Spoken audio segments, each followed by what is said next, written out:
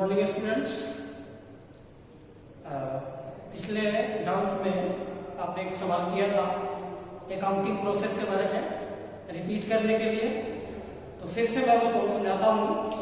Accounting process के बारे में आपने चर्चा किया था। अकाउंटिंग प्रोसेस के अंतर्गत हमने लास्ट क्लास में ये बताया था, in accounting process only financial transactions are recorded, जिस पर हम लोग पिछले क्लास में चर्चा कर रहे थे। तो अकाउंटिंग प्रोसेस में जो होता है वो है, सबसे पहला फेज हमारा था अकाउंटिंग प्रोसेस के अंदर पहला फेज था हमारा फिनेंशियल एक्टिविटीज। फिनेंशियल एक्टिविटीज और इवेंट्स, यही सब हमारा शुरू होता है अकाउंटिंग इंफॉर्मेशन। क्योंकि हम लोग जिस अकाउंट्स की जानकारी ले रहे हैं, जो पढ़ेंगे 11th-12th में, वो एक्चुअली फाइनेंशियल अकाउंटिंग के बारे में ही जानना है, मोस्टली या फाइनली वही जानना है। तो इन फाइनेंशियल अकाउंटिंग सबसे पहले फाइनेंशियल एक्टिविटी और फाइनेंशियल इवेंट्स के बारे में हम जानेंगे। तो इसके अंतर्गत अकाउंटिंग प्रोसेस में ये था कि सबसे पहले इसमें हम रिकॉर्डिंग करते हैं जर्नल की। जो पीछे डायग्राम दिया था उसमें बताया था आपको, सबसे पहली चीज हम लोग जर्नल की चर्चा करते हैं, जर्नल की रिकॉर्डिंग करते हैं। इन शॉर्ट वे में मैंने जर्नल के बारे में थोड़ा सा बताया भी था, जिसके लिए हमने कहा था कि अगले क्लास में जब स्पेशली इस चैप्टर पे आएंगे तो इसमें प्रॉपर वे में इसके बारे में हम सब कुछ जानेंगे। फिलहाल ये जर्नल था पहली प्रोसेसिंग में। दूसरी था जर्नल आर सब डिवाइडेड इनटू 8 कैटेगरीज। हमने इसका सब डिवीजन करके बताया था। सब डिवीजन था इसका। जर्नल के बाद था कैश बुक। सबसे पहले हमने कहा था कैश बुक बनाएंगे। दूसरा हमने कहा था परचेज बुक बनाएंगे। तीसरा मैंने कहा था परचेज रिटर्न्स बुक बनाएंगे। Purchase returns book and next one sales book. आप देखते चले, यही डायग्राम मैंने दिया था। नेक्स्ट था सेल्स रिटर्न बुक। इसके बाद था हमारा bills receivable book, bills receivable book, bills payable book,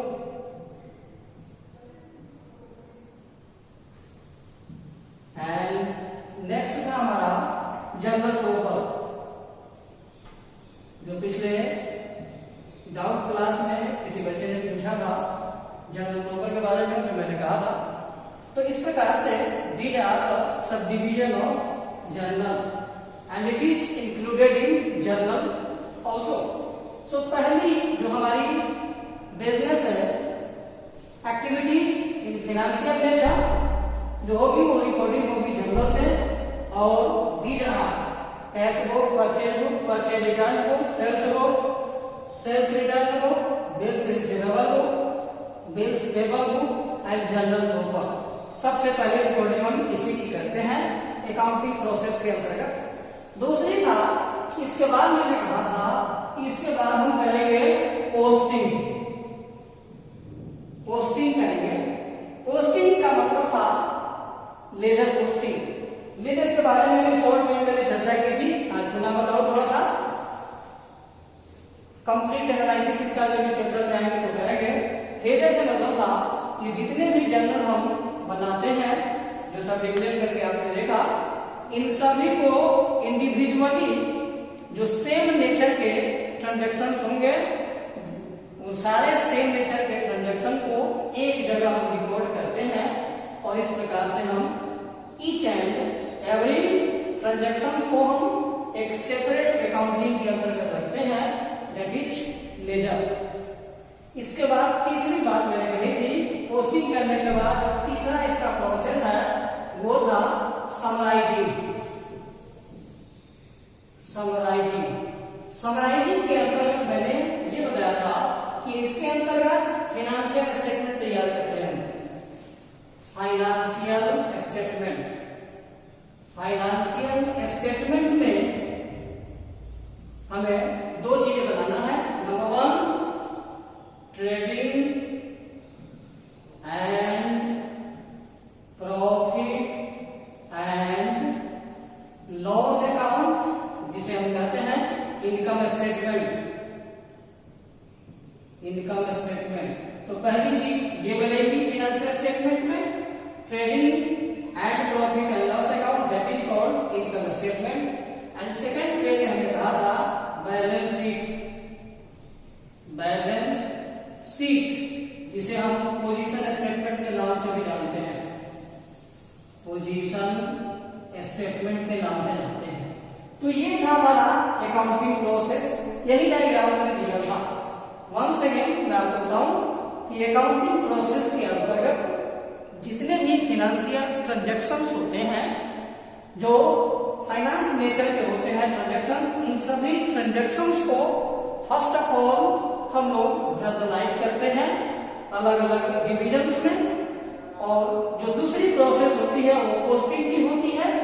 posting करने के बाद ये जो आपने देखा समराइजिंग, समराइजिंग में फाइनेंशियल स्टेटमेंट, ये फाइनेंशियल स्टेटमेंट जो हम तैयार करते हैं, इस फाइनेंशियल स्टेटमेंट तैयार करने के पहले एक और फेज आता है जिसको हम कहते हैं ट्रायल बैलेंस, जो अभी हमने चर्चा नहीं की थी, ट्रायल बैलेंस।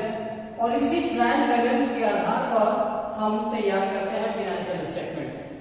तो यूं हम कह सकते हैं कि अकाउंटिंग प्रोसेस में financial statement is the main important statement, जिससे हमें किसी भी इंटरप्राइजेस की, किसी भी बिजनेस की पूरी रिजल्टेंट पता लगती है।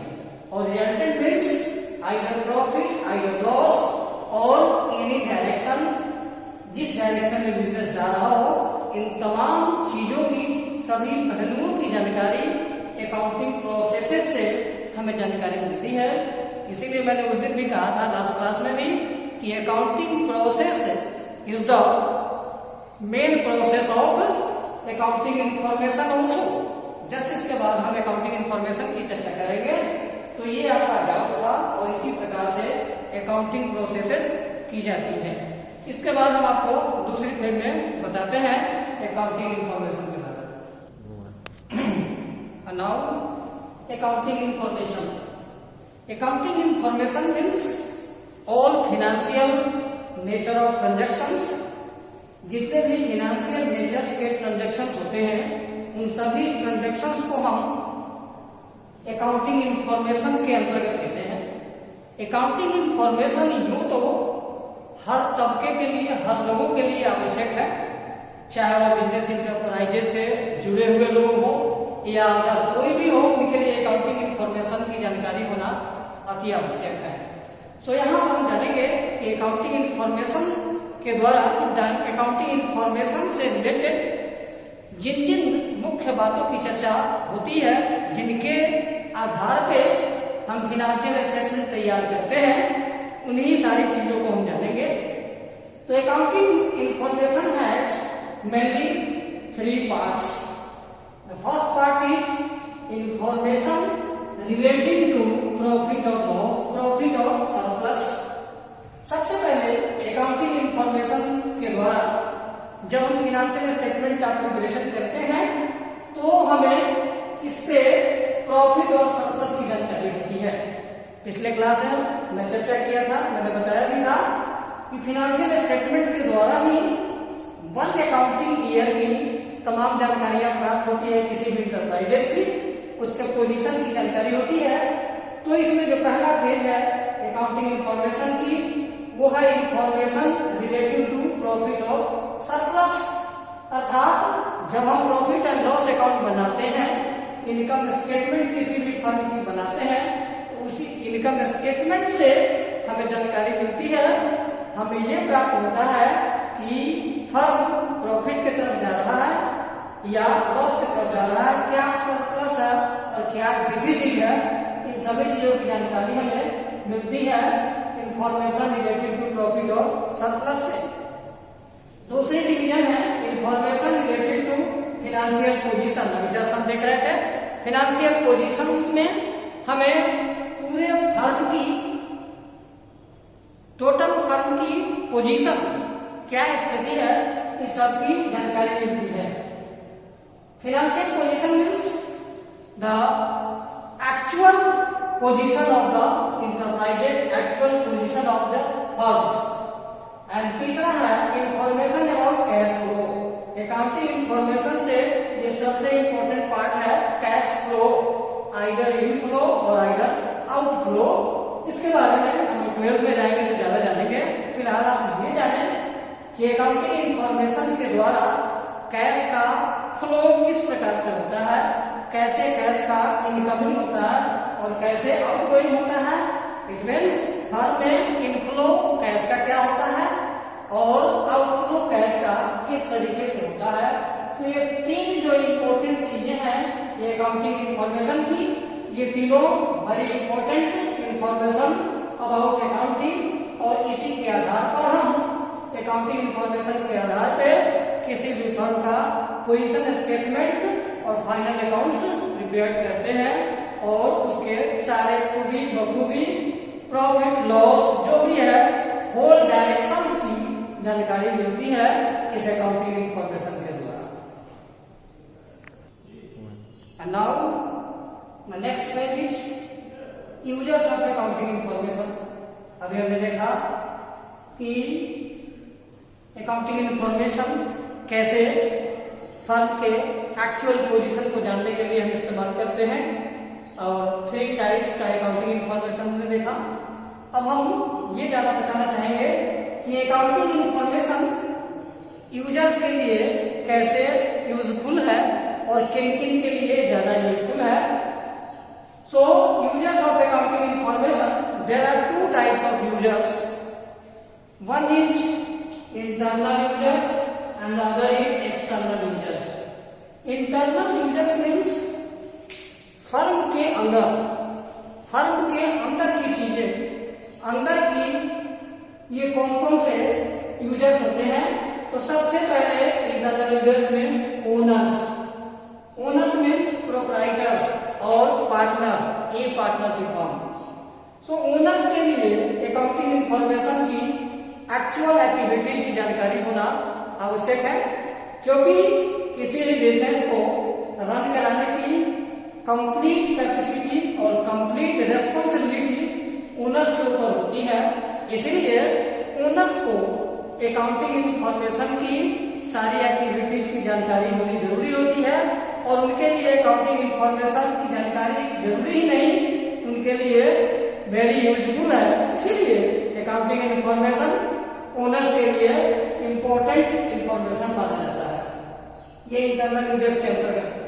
सेकेंडली मैनेजमेंट को भी अकाउंटिंग इंफॉर्मेशन की नॉलेज होनी चाहिए, आवश्यक जानकारी होनी चाहिए, क्योंकि अकाउंटिंग इंफॉर्मेशन के आधार पे ही कोई भी मैनेजमेंट अपने पॉलिसीज को कैसे लागू करे, किस तरीके का पॉलिसी बनाए और किस तरीके से उसे इंट्रोड्यूस करे अपने पॉलिसीज को, ये वो अकाउंटिंग इंफॉर्मेशन के आधार पर ही करता है। इसीलिए अकाउंटिंग इंफॉर्मेशन मैनेजमेंट के लिए भी अति आवश्यक है, वेरी इंपॉर्टेंट है। तीसरा है एम्प्लॉय एंड वर्कर्स। तीसरे पेज में है एम्प्लॉय एंड वर्कर्स। ये भी हमारे इंटरनल यूजर्स माने जाते हैं, और इनके लिए भी अकाउंटिंग इंफॉर्मेशन की जानकारी आवश्यक है। इसलिए कि किसी भी एम्प्लॉइज को, किसी भी वर्कर को अगर अकाउंटिंग इंफॉर्मेशन के बारे में जानकारी होगी, अगर वो इस बात को समझेगा, उसी के आधार पर वो अपने काम की रूपरेखा तैयार करता है और अपने एक्टिविटीज को भी वह उस प्रकार से एफर्ट्स के साथ लगाता है जिससे फर्म को ज्यादा से ज्यादा बेनिफिट हो सके, फर्म ज्यादा बेनिफिशियल हो सके। इसीलिए एम्प्लॉय और वर्कर्स के लिए भी अकाउंटिंग इंफॉर्मेशन की जानकारी होना आवश्यक है। तो ये हमारे मेनली इंटरनल यूजर्स है। इसके अलावा एक्सटर्नल यूजर्स जो फर्म के बाहर में सबसे पहले हमने कहा कि बैंक एंड फाइनेंशियल इंस्टीट्यूशंस, हम सभी जानते हैं बैंक और फाइनेंशियल इंस्टीट्यूशंस का मेन काम है लोन प्रोवाइड करना फर्म के लिए। तो बैंक और फाइनेंशियल इंस्टीट्यूशंस लोन तभी प्रोवाइड करेंगे किसी भी फर्म को जब वे सेटिस्फाइड होंगे उस फर्म से, उस फर्म के पॉलिसी से, उस फर्म के डीलिंग से उन्हें विश्वास होगा, तभी वो लोन एडवांस कर सकते हैं या लोन प्रोवाइड कर सकते हैं।